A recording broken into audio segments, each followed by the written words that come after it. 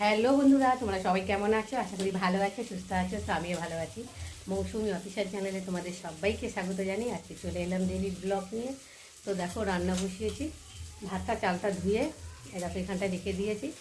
আর এখানটায় যে চিংড়ি মাছগুলো ভাজছি। আর এই যে গরম জল বসিয়েছি। আজকে 5 শাক করে ঝোল করবো চিংড়ি মাছ দিয়ে। তো তার জন্য দেখো ফার্স্টে জলটা গরম হচ্ছে, আর এদিকে চিংড়ি মাছগুলো ভেজে নিচ্ছি। আরও কী রান্না করব তোমরা দেখতে থাকো। দেখো বন্ধুরা, জলটা এখনও ফোটেনি, ফুটুক ততক্ষণ। আর চিংড়ি মাছটা এই যে ভাজা হচ্ছে। আর এই দেখো আজকে রান্না হবে উচ্ছে দিয়ে আলু দিয়ে একটা চচ্চড়ি করব। আর এখানে রয়েছে চিকেন করব। আর এই যে 5 শাক কেটে ভালো করে ধুয়ে নিয়ে এসেছি। আর এখানে চিকেনের জন্য মশলা করে নিয়েছি, পেঁয়াজ, আদা, রসুন, জিরে বাটা, কাঁচা লঙ্কা, টমেটো, দেখতে পাচ্ছ। আর তো দেখো বন্ধুরা, আজকে আমি কী রান্না করলাম সেটা তোমাদের সাথে শেয়ার করলাম। এদিকে ভাত বসিয়েছি, আর এদিকে হচ্ছে 5 শাকের ঝোল। তো দেখো চিংড়ি মাছ দিয়ে 5 শাক তো তৈরি হয়ে গেছে। তো তোমরা কারা কারা খেতে ভালোবাসো, 5 শাকের ঝোল না 5 শাক ভাজা, তা আমাকে কিন্তু অবশ্যই কমেন্টে জানিও। আমার তো ভাজাটা অতটা ভালো লাগে না, যেহেতু আমার ভালো লাগে ঝোল। চিংড়ি মাছ দিয়ে ঝোল হবে, খেতে যা লাগবে না। আর যারা খাওনি তারা খেয়ে দেখো, চিংড়ি মাছের ঝোলটা দারুণ লাগবে।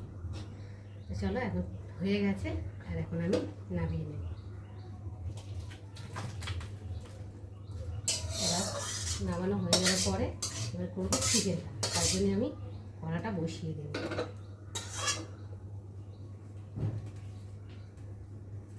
তোমরা যদি জানতে চাও যে আমি 5 শাকের ঝোলের রেসিপি কেমন করে করি, অবশ্যই কিন্তু কমেন্টে জানিও, তাহলে আমি বলে দেবো।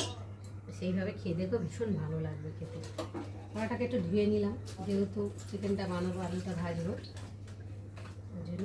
আর এখন এই যে কড়াটা মুছে দেবো ভালো করে।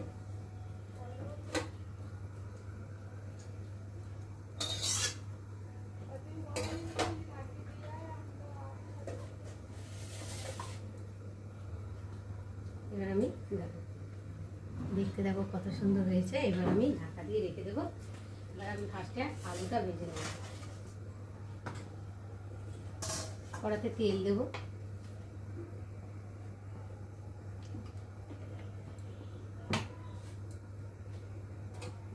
তেলটা গরম হবে, ততক্ষণ আমি এদিকে ভাতটা দেখি কদ্দূর কী হবে।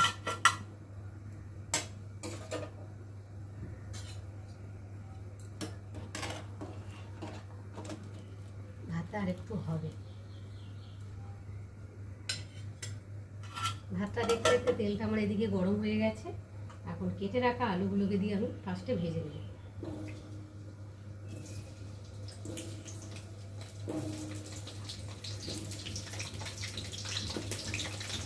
দিয়ে দেবো অল্প করে হলুদ। হলুদ দিলে তো আলুর কালারটা দেখতে ভালো লাগে। দিয়ে দেবো অল্প করে নুন। যতক্ষণ না আলুটা বেশ লাল লাল করে ভাজা হবে, ততক্ষণ আমি ভাজতেই থাকবো।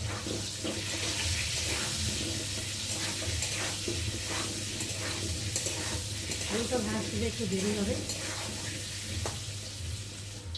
তো দেখো বন্ধুরা, বেশ আলুগুলোকে লাল লাল করে ভেজে নিয়েছি। আর আমি এখন আলুগুলোকে তুলে দেবো। কি আবার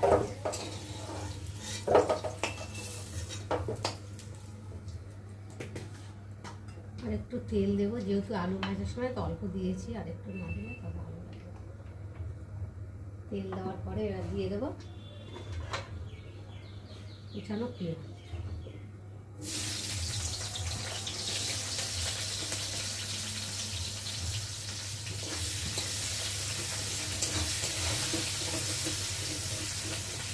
এবার দিয়ে দেবো কটা কাঁচা লঙ্কা।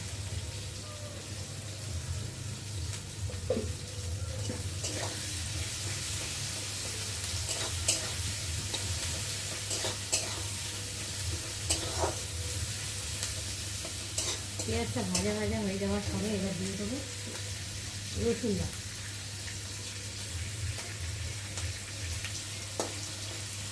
দিয়ে দেবো আদা বাটা। দিয়ে দেবো জিরে বাটা।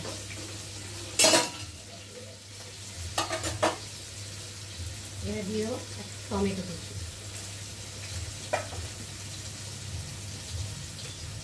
চিকেনের যেহেতু নুন মাছ হচ্ছে, ওই জন্য টমেটো গলার জন্য পেঁয়াজটা ওই জন্য অল্প করে একটু নুন দিয়ে দেবো।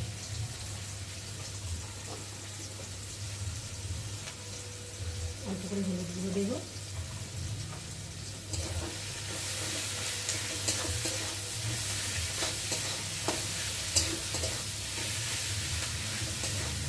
মশলাটা একটু ভালো ভালো করে ভেজে নেবে, যাতে মশলার যে একটা কাঁচা গন্ধ থাকে সেটা চলে যাবে। একটু সময় দিয়ে ভেজে নিতে হবে, তাহলে তরকারি টেস্ট আসবে। তো দেখো বন্ধুরা, মশলাটা ভালোভাবে ভাজা হয়ে গেছে। দেখতেই পাচ্ছ যে মশলাটা কতটা তেলও ছেড়ে দিয়েছে আর মশলা সুন্দর একটা গন্ধও ছেড়ে দিয়েছে। এখন আমি এবার চিকেনগুলোকে দিয়ে ভালো করে কষিয়ে নিই।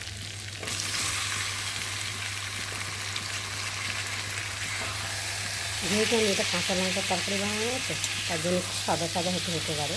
তো যাই হোক, গুঁড়ো লঙ্কাটা আমাদের বাড়িতে কেউ একটা পছন্দ করে না, তার জন্য আমি কাঁচা লঙ্কা দিয়ে করলেও খারাপ লাগে না, খেতে ভালো লাগে। কালারটা একটু তো দেখো বন্ধুরা, চিকেনটা কষানো হয়ে গেছে আর চিকেন থেকে তেলও ছেড়ে দিয়েছে। দেখো সুন্দরভাবে কষানো হয়ে গেছে।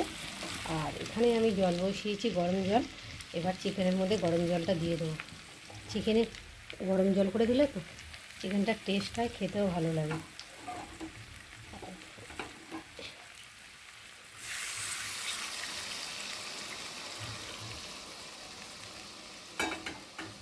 দিয়ে আর একটু ভালো করে নেড়ে দেবো।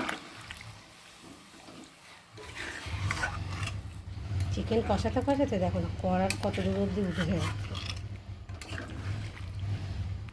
তো দেখো বন্ধুরা, আমার চিকেন তৈরি হয়ে গেছে। আর নামাবার আগে দেখো আমি মিট মশলা দিচ্ছি আর স্বাদ অনুযায়ী চিনি দেবো। দিয়ে একটু ভালো করে ফুটিয়ে নেবো, যেহেতু চিনিটা দিয়েছি তো, না বললে ভালো লাগবে না। তো বন্ধুরা, আজকে আমার চিকেনের রেসিপি কেমন লাগলো তোমরা কিন্তু অবশ্যই কমেন্ট করবে। আর ভালো লাগলে লাইক কমেন্ট শেয়ার করো। আর আমার চ্যানেলে যদি নতুন হয়ে থাকো চ্যানেলটাকে সাবস্ক্রাইব করে দিও। আবার দেখা হবে তোমাদের সাথে পরের ব্লগে। ততক্ষণ তোমরা তোমাদের খেয়াল রাখো। তোমরা আমার চ্যানেলটাকে সাবস্ক্রাইব করে এবার ঢেলে নেবে।